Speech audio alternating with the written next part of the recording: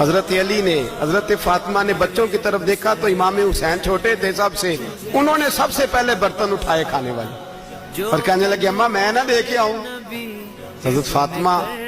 رشک کرنے لگیں، مصطفیٰ کے نواسے باہر گئے، اپنے حصے کا کھانا وَيُؤْثِرُونَ عَلَىٰ أَنفُسِهِمْ وَلَوْ كَانَ بِهِمْ خَصَاصَةٌ، اللہ فرماتے ہیں انہیں بڑی اشد ضرورت بھی ہو پھر بھی وہ دوسروں پہ اثار کر دیتے ہیں۔ وہ کھانا باہر امام حسین دے آئے، پانی سے روزہ کھولا، کھجورے کھائی، لیٹ گئے، سویرے کھجورے کھائی، روزہ رکھ لیا۔ شام ہوئی تو حضرت علی فرماتے ہیں میں پھر اگلے دن کے روزے کے لیے جوں لایا، فاطمہ نے پیچھے روٹیاں پکائیں، 2 دنوں کی بھوک تھی پر مالک تو بڑا بے نیاز ہے، آزمانے پہ آیا تو اس رنگ میں عین افطاری کے وقت دروازے سے آواز نکلی اور مانگنے والے نے کہا کہ بھوکا بھی ہوں اور یتیم بھی ہوں،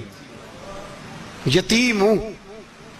حضرت فاطمہ کہنے لگی بیٹا دیر نہ کرنا،